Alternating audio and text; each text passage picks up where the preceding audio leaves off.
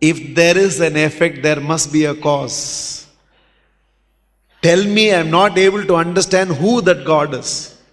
A very honest apprehension. There's nothing to discuss, like the Rig Veda says. We don't know what it is, but we know it is. If there is an effect, there must be a cause. There are creations around me, so there is a creator. That brings us to the most important question to ask, which the first set of spiritual scientists asked this question.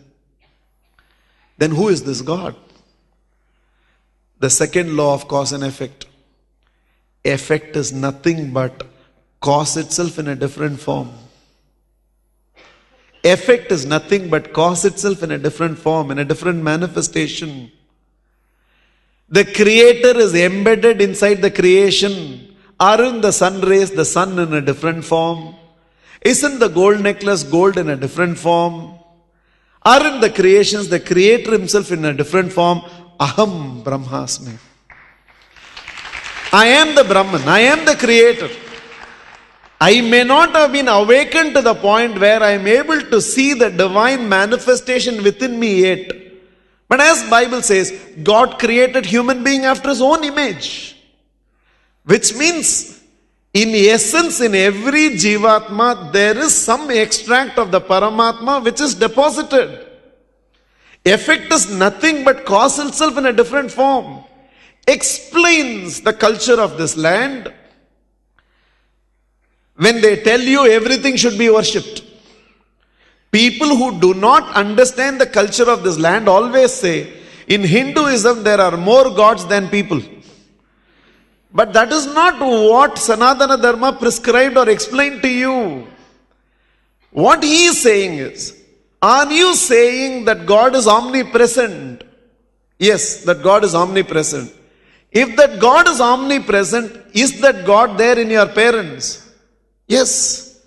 In every creation, creator is embedded. In every form, formless is present.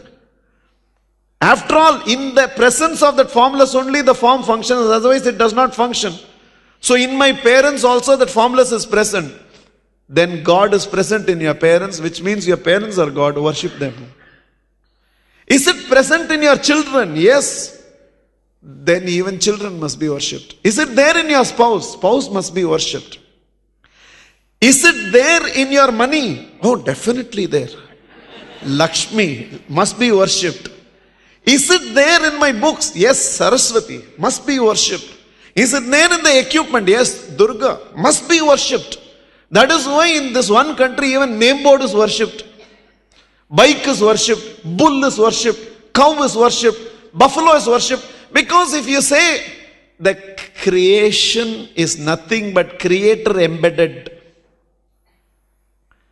If you say the effect is nothing but cause itself in a different form, which means every creation is creator in a different manifestation, then in what the creator is not there?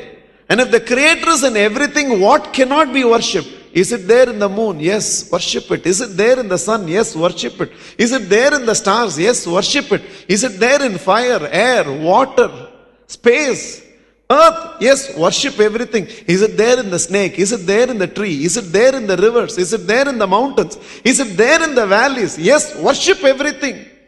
And he had the courage to ask this question.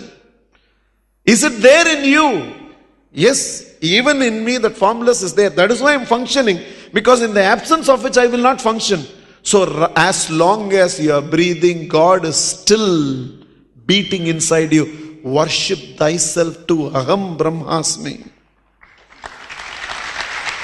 Not out of any arrogance for who I am, but out of reverence to who is inside me. Not who I am.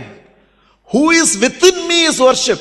So when I bow down to you, I am not bowing down to your MBBS. I am not bowing down to your CA. I am not bowing down to your MBBS BE. I am not bowing down to the money. I am bowing down to the divine presence within you. That is why it said, I in spirit and you in spirit are one and the same.